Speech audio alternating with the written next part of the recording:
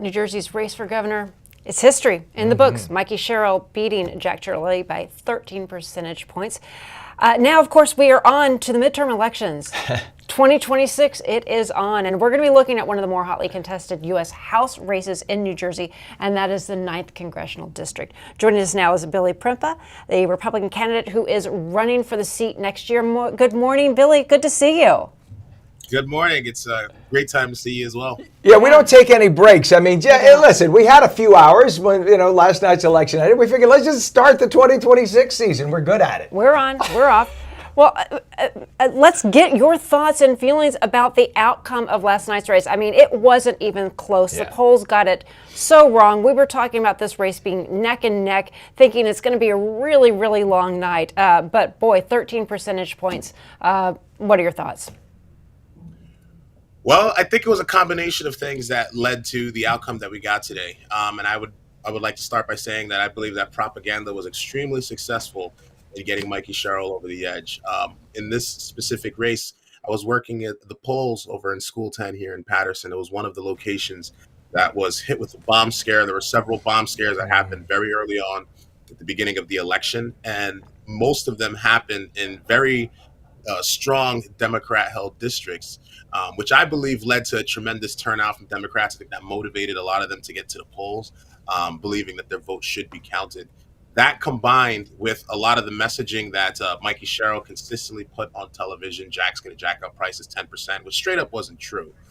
And the fact that the House, that our government has still been shut down since the beginning of the month due to the SNAP benefits, healthcare situation, I think all of that culminated into the results that we got. Like, I was looking at some numbers here, and it shows that in terms of race demographics in the state of New Jersey, 68% of Latinos ended up voting for Sherrill, 83% of Asians voted for Sherrill, 94% of the African American community also voted for Mikey Sherrill. So I believe that the SNAP benefits, the combination of bashing Trump nonstop, and the miscommunication and misinformation, I should say, that was put out from her campaign consistently towards the end really led to the outcome we saw. Because in terms of ground game, I don't believe it was there. I think it was all about messaging.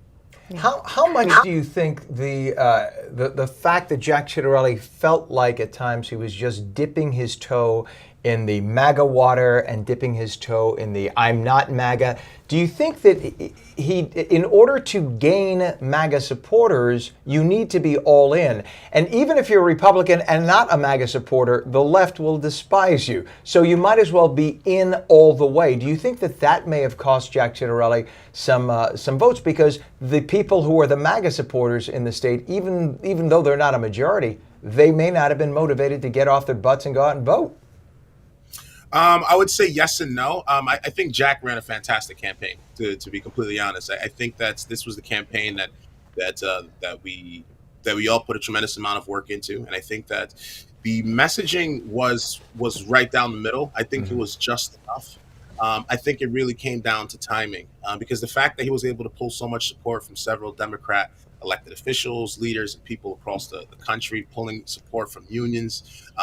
It was a very strong galvanized effort from what I saw on his part. So I think that the messaging in regards to the SNAP benefits in Washington, D.C., believe it or not, played a significant role, because even when I was working the polls here, there were a lot of people that I could hear murmuring and speaking amongst themselves. Jack Ciattarelli is going to cut food stamps. No, he's not. He doesn't have the ability to do that.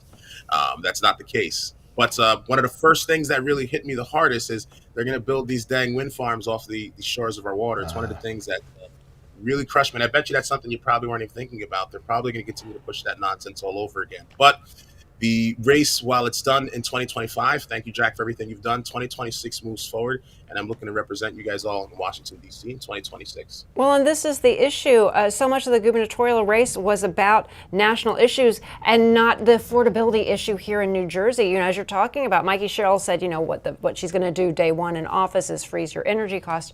But, it really didn't get into a lot of that a lot of the devil's in the details about, how to make life more affordable. It was about, well, you didn't walk with your class at graduation, and you're aligned with President Trump, and that really doesn't serve the voters of New Jersey when it comes to the issues that that they are going to be able to affect, where they'll be able to affect change. Yeah, and that's the thing. It's like they were constantly battling attacks, especially coming from the Mikey Sherrill campaign. A lot of the things that Jack said was taken completely out of context. They knew this, they didn't care, but they knew that the average voter doesn't care as well too. At a time when our economy is a little bit upside down and rocky, people are concerned. How are we going to put food on the table? How are we going to eat? And for the left to come out and just straight up lie to you and say, well, Jack's going to cut your benefits, it's just not accurate. And I think that's what led to this. Okay. Billy Prempeh, thank you so much for taking the time to talk to us, and we will be checking in with you as the campaign is already underway, midterms 2026. So good to see you. God bless you guys. Thank you. You too. Thank you.